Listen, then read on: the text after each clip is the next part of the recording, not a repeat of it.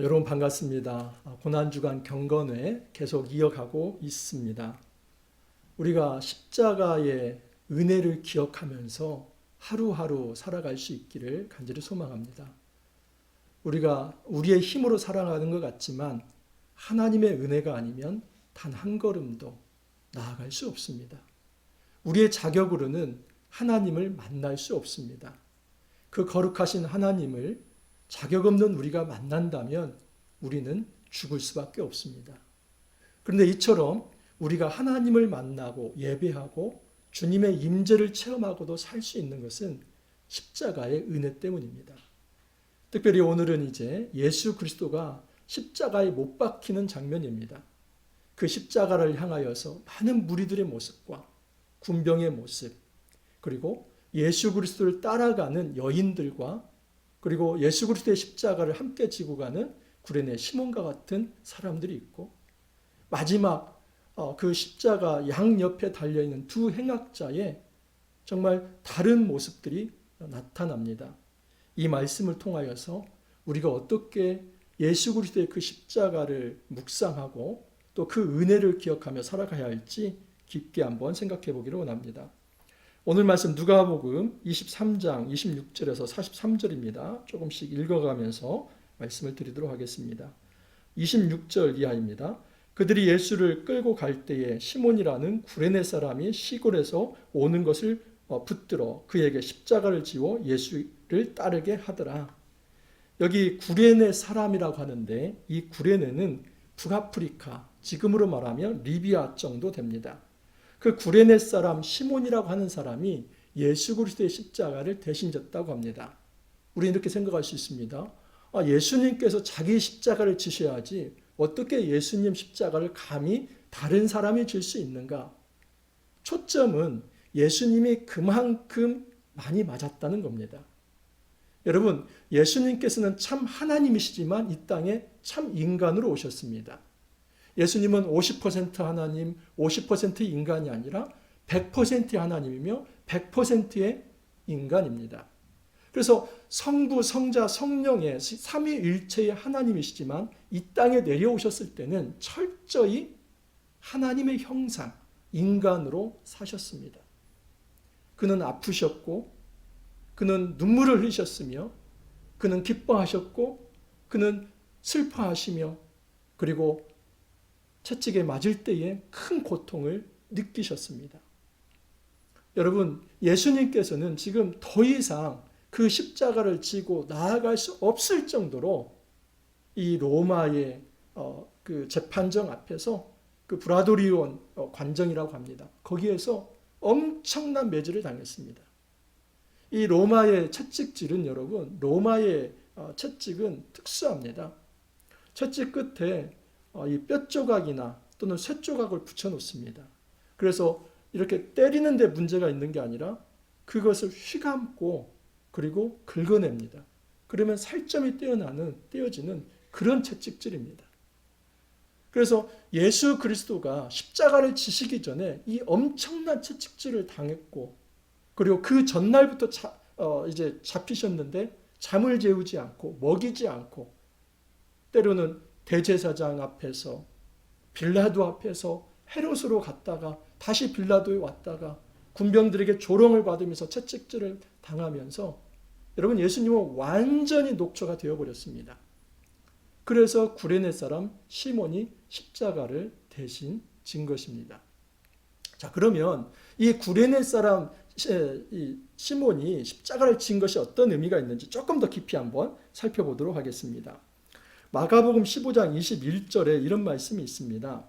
마침 알렉산더와 루포의 아버지인 구레네 사람 시몬이 시골로부터 와서 지나가는데 그들이 그를 억지로 같이 가게 하여 예수의 십자가를 지고, 지금 마가복음에는 구레네 사람 시몬이 더 자세히 나오죠.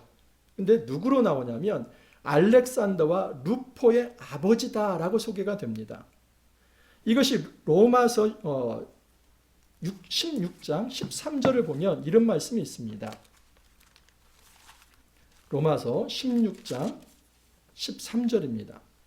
주 안에서 택하심을 입은 루포와 그의 어머니에게 문안하라.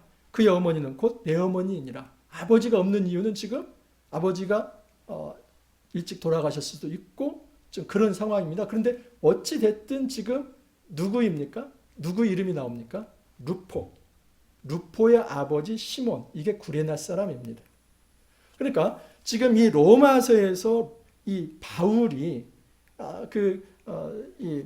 주 안에서 택하심을 입은 루포와 그의 어머니에게 문안하라 하는 것은 구레네 사람 시몬이 사실은 억지로 십자가를 지었지만 그 십자가를 진 은혜가 그의 가정에게 임했다 하는 것을 알 수 있습니다. 사도행전 11장 20절에도 이런 말씀이 있습니다. 제가 한번 찾아서 읽어드리도록 하겠습니다. 사도행전 11장 20절. 그 중에 구브로와 구레네 몇 사람이 안디옥에 이르러 헬라인에게도 말하여 주 예수를 전파하니. 여러분, 여기는 지금 안디옥 교회의 멤버들이 지금 소개가 되고 있습니다. 그런데 거기에 보면 구브로와 구레네 몇 사람이라고 얘기를 합니다. 그러니까 이미 이방인 교회에 어디 사람들이 와 있다는 걸 알 수 있습니까? 북아프리카, 리비아, 구레네 사람이 와 있다는 것을 알 수 있습니다. 여러분, 분명한 사실은 구레네 사람 시몬은 예수 그리스도가 지시는 그 구속의 십자가, 구원의 십자가를 대신 진 게 아닙니다. 여기서 초점은 예수님이 인간이셔서 인간의 몸으로 얼마나 많이 맞았는지 그 나무를 질 수도 없을 정도로 예수님의 몸이 망가졌다는 것이고, 중요한 사실은 예수님께서 걸어가시는 그 십자가 길에 어찌 보면은 구레네 시몬은 예수님께서 늘 하시던 말씀이 있지 않습니까? 너희들은 너희의 십자가, 그 작은 십자가를 지고 나를 좇으라고 하시죠. 그래서 이 구레네 사람 시몬은 예수님이 지신 그 엄청난 구원의 십자가가 아니라 자기에게 맡겨진 분복의 십자가 있죠. 근데 그것을 그 시간에 어떻게 보면은 여러분 자원해서 지었습니까? 아니면 이게 억지로 지어진 겁니까? 억지로 지어진 것. 그 당시에 로마 군인은 그럴 권한이 있었습니다. 로마 군인들에게는 이제 뭐 무거운 물건이 있으면 이것을 좀 지고 가라.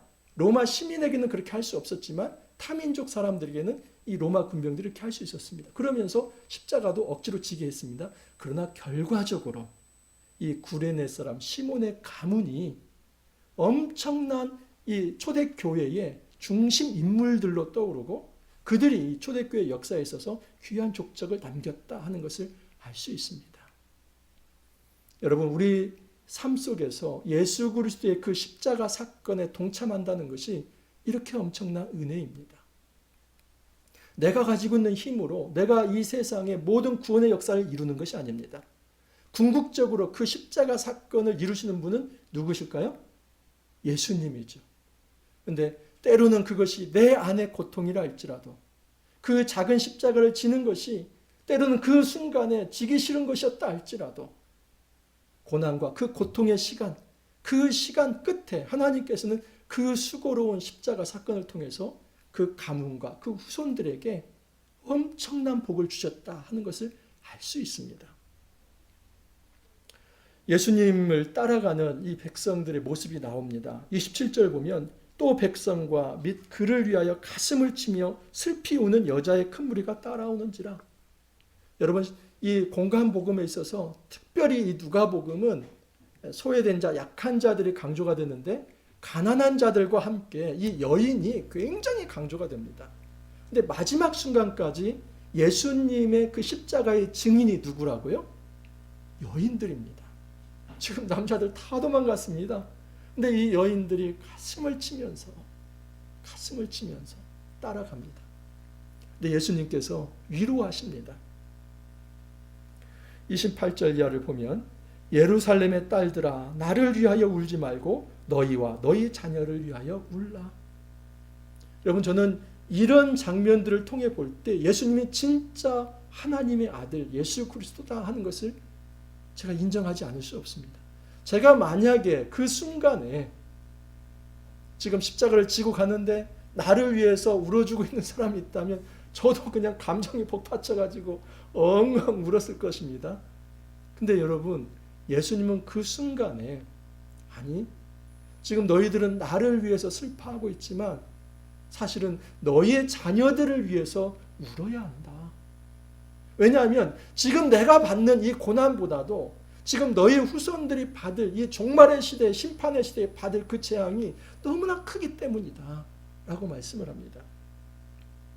그때가 되면 보라, 날이 이르면 사람이 말하기를 잉태하지 못하는 이와 해산하지 못한 배와 먹이지 못한 젖이 복이 있도다. 역설이지 않습니까? 여러분, 이스라엘 사회에서 사실은 아이를 갖지 못하는 것을 복이 없다고 생각을 했습니다.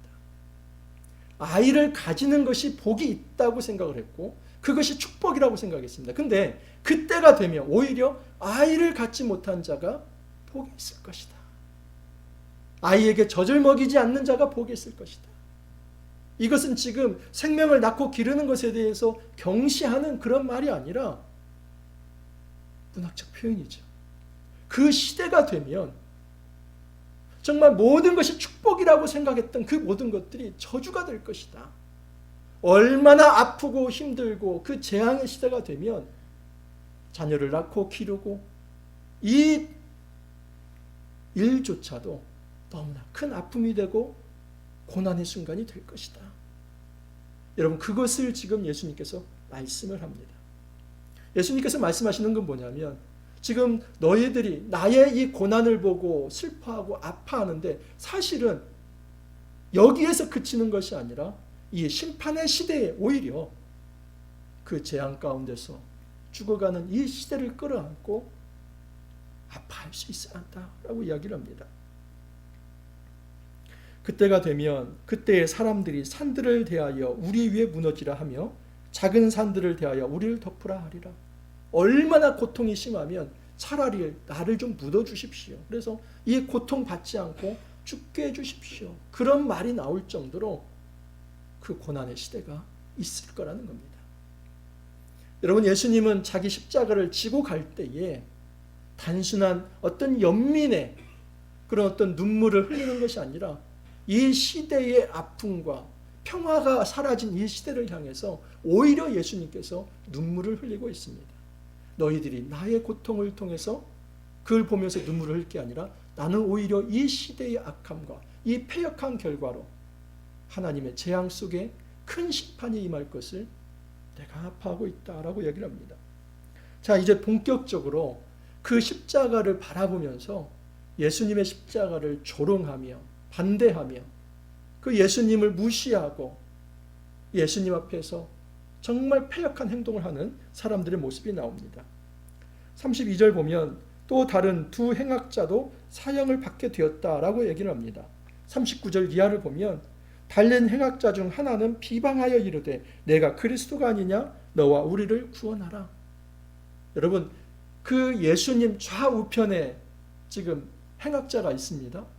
이 십자가 사건은 너무나 극악무도한 큰 죄를 지은 자들입니다. 그러니까 예수님이 십자가를 지은 것과 이 두 사람이 지은 것은 비교할 수 없을 정도로 이 사람은 죄인들입니다.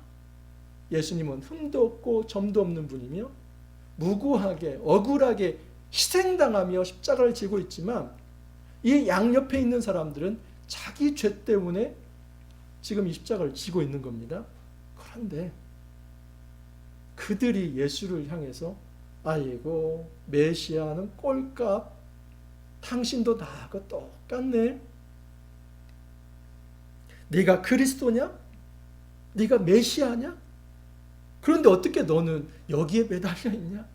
다른 사람들은 구원한다고 말은 잘하는데 내 몸 하나 구원하지 못하는데 그게 메시아 맞아? 이렇게 조롱하며 무시하고 있습니다. 여러분, 군병들은 또 어떻습니까? 그들이 그의 옷을 나눠 제비법을 쎄라고 합니다.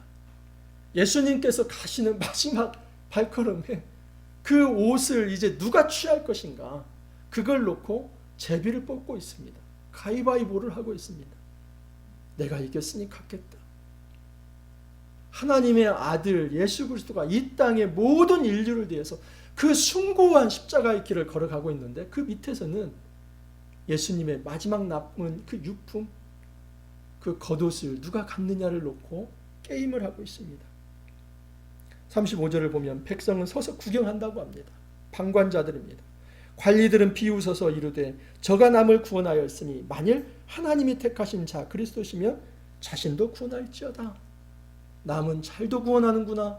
근데 하나님의 아들이라고 하면서 어떻게 내 자신은 구원하지 못하느냐 하면서 신포도주를 먹이려고 합니다. 이것은 조롱의 표현이었습니다. 예수님이 십자가를 지시는데 그 밑에서는 게임을 하고 조롱하며 무시하며 속된 말로 예수님을 갖고 놀고 있습니다. 제가 만약에 예수님이라면 저는 성질 못됐습니다. 그래가지고 하나님 잠시만 한 5분만 내려갔다가 다시 올라올게 해가지고 그냥 하나님의 아들이지 않습니까? 그 권능으로 싸대기 한 대씩 딱 때려놓고 봐, 내가 내 힘 있지? 이제 알았어? 다시 올라갈게. 다시 시작하자 할 것 같아요. 여러분, 이것이 얼마나 천불이 나고 얼마나 자존심 상하고 단지 육체적 고통이 아니라 하나님과의 단절의 그 아픔을 당하는 그 순간에 그 숭고한 역사 자체를 희롱거리로 만드는 것. 그래서 한 사람을 매장하는 것이 그 자존심 자체를 밟아서 진 이겨버리고 예수 운동 자체를 완전히 무시해버리는 예수님께서 걸어오신 모든 인생에 대해서 평가절하하는 그것을 예수님께서 들으시고 천부를 내리시는 게 아니라 예수님이 어떻게 하시는가 보십시오. 34절 같이 한번 읽어보겠습니다. 같이 시작. 이에 예수께서 이르시되 아버지여 저들을 사하여 주옵소서 자기들이 하는 것을 알지 못함이니이다. 이게 예수님입니다. 이게 우리와 다릅니다. 인간의 성정으로는 천불이 나고 자존심 상하고 모든 것을 다 끝내버리고 한번 군밤 때리고 그렇게 화풀이 좀 해보고 싶은데 예수님께서는 지금 알고 있습니다. 그들의 자기가 하고 있는 것을 알지 못합니다. 오히려 그 순간에 저들의 죄를 용서해 주십시오 중보하고 있습니다. 예수님께서 지금 이렇게 행하시는 것은 성경을 이루는 사건입니다. 이거는 좀 한번 찾아보도록 하겠습니다. 이사야서 53장 12절 한번 찾아보겠습니다. 이사야서 53장 12절 제가 읽어드립니다. 그러므로 내가 그에게 존귀한 자와 함께 몫을 받게 하며 강한 자와 함께 탈취한 것을 나누게 하리니 이는 그가 자기 영혼을 버려 사망에 이르게 하며 범죄자 중 하나로 헤아림을 받았음이니라. 그러나 그가 많은 사람의 죄를 담당하며 범죄자를 위하여 기도하였느니라. 여러분 정말 살떨리지 않습니까? 700년 전 이사야의 예언입니다. 예수님 오시기 전 700년 전 이사야의 예언에 내가 그에게 존귀한 자와 함께 몫을 받게 하며 강한 자와 함께 탈취한 것을 나누게 하리라. 예수님의 그 옷을 가지고 제비 뽑고 그렇게 노름을 하고 있지 않습니까? 자기 영혼을 버려 사망에 이르게 하며 범죄자 중 하나로 헤아림을 받았다고 합니다. 예수님께서 그 십자가의 좌우에 달려있는 행악자의 일부가 되어서 너도 죄인이지 뭐. 이 십자가에 달릴 정도 되면 뻔하지 이런 조롱을 받았습니다. 하지만 그가 많은 사람의 죄를 담당하며 범죄자를 위하여 기도하였다고 합니다. 아버지여 저들은 저들이 하는 일을 알지 못합니다. 저들의 죄를 용서하옵소서. 마지막까지 예수님은 이 십자가 위에서 하나님께서 약속하신 그 구원의 길을 담담하게 걸어가셨다는 것을 알 수 있습니다. 예수님께서 화를 내시지 않고 예수님께서 분노를 내리시지 않고 당장 불을 내리시지 않는 것은 하나님의 뜻을 이루기 위함입니다. 이 십자가 사건은 모든 사람을 용서하기 위한 모든 사람을 구원하기 위한 하나님의 대속 사건이었기 때문에 예수님은 함부로 사적 감정으로 안가품하거나 분을 낼 수 없었습니다. 그 행악자 중 하나가 정신을 바짝 차리면서 41절에 이렇게 얘기를 합니다. 우리는 우리가 행한 일에 상당한 보응을 받는 것이니 이에 당연하거니와 이 사람이 행한 것은 옳지 않은 것이 없느니라 하고 42, 43절 같이 읽어볼까요?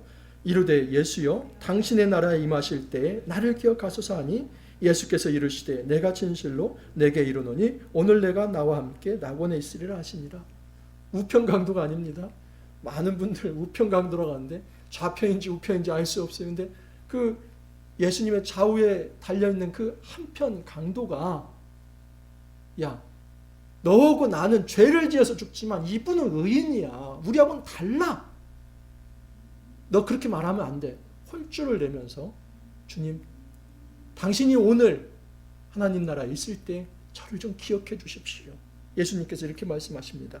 오늘 내가 나와 함께 낙원에 있으리라. 여러분 이 낙원이라는 말이 파라데이소스. 여러분 잘 아시는 대로 파라다이스입니다. 이 낙원이라는 말은 원래 이란어에서 왔습니다. 왕의 정원이라는 의미입니다. 그래서 이것이 하나님의 정원, 하늘 정원, 그래서 천국을 상징하지요.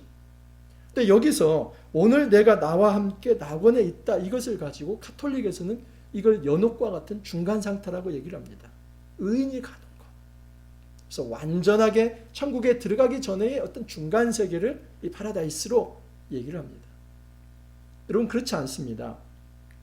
누가복음 16장 22절 우리가 이미 묵상을 했었는데 부자와 나사로 거지 이야기가 나옵니다. 그때 주거 천사에게 받들려 아브라함의 품에 안겼다 할 때 그 아브라함의 품이 바로 이 파라데이소스 낙원입니다.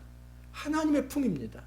모든 영혼은 죽으면 육과 영혼이 분리가 됩니다. 그래서 육은 땅에 묻히게 되지만 영혼은 하나님의 품에 안기게 되고 그 하나님의 품이 파라데이소스 낙원입니다. 여러분 예수님께서 다시 재림하실 때에 육체의 부활이 있게 되는데 그때 우리는 완전한 부활체를 이루게 됩니다. 그때 우리는 새하늘과 새 땅에 나아가는 겁니다. 그래서 첫째 부활은 하나님의 품에 안기는 것이고 둘째 부활은 하나님과 함께 새하늘과 새 땅에서 영원히 사는 것을 의미합니다. 하나님께서 지금 이 한쪽 행악자 이 사람은 사실 지금 몇 분 후면은 지옥에 갈 수밖에 없는 사람 아니지 않습니까? 근데 그 마지막 한 5분 전에 예수 그리스도를 향해서 그 믿음으로 예수님과 함께 낙원에 있는 복을 받게 됩니다. 주 예수 그리스도의 십자가는 은혜의 십자가입니다. 그 은혜의 십자가 때문에 오늘 우리가 여기에서 함께 모여서 기도할 수 있고 하나님 앞에 나아갈 수 있습니다. 우리의 힘과 능이 아닙니다. 우리 어떤 자격도 아닙니다.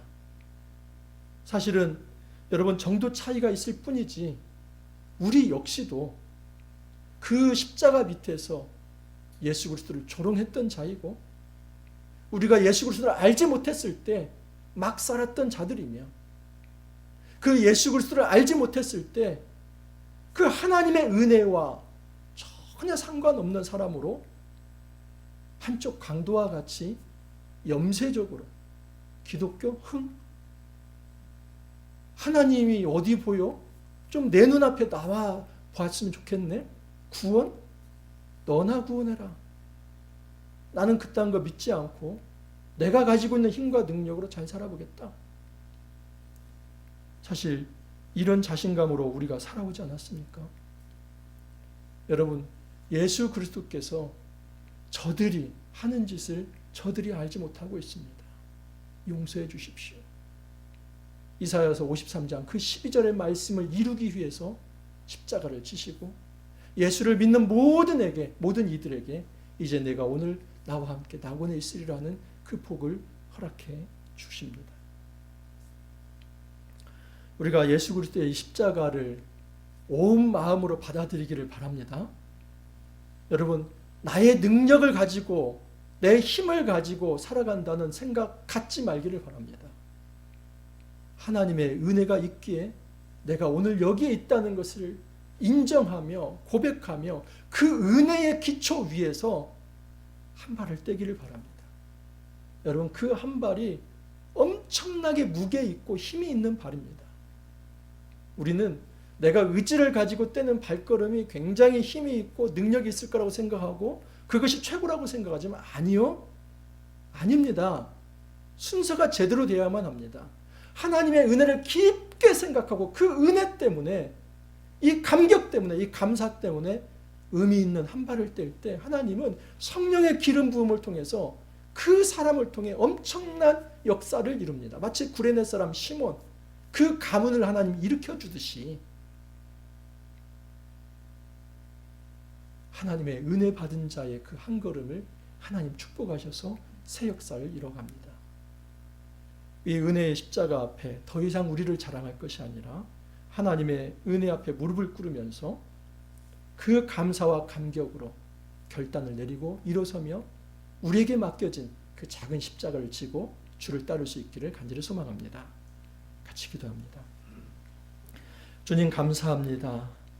우리에게 맡겨진 이 십자가는 온 인류를 구원하기 위한 십자가가 아닙니다. 구레네 사람 시몬이 지었던 것처럼 예수님과 동행하며 우리에게 맡겨진 작은 십자가입니다. 주님께서는 예수 그리스도의 은혜를 깨달으며 그 은혜에 감사하며 감격하며 이제 자기 자신의 작게 맡겨진 십자가를 지고 따르는 자에게 하늘 은혜를 통해 먼저는 낙원에 이르는 복을 받게 하시며 그리고 이 땅에서 많은 사람들에게 생명과 평화를 선물하는 그런 귀한 하나님의 백성으로 자녀로 제자로 살아갈 수 있는 큰 복을 주신다는 것을 약속하여 주셨습니다.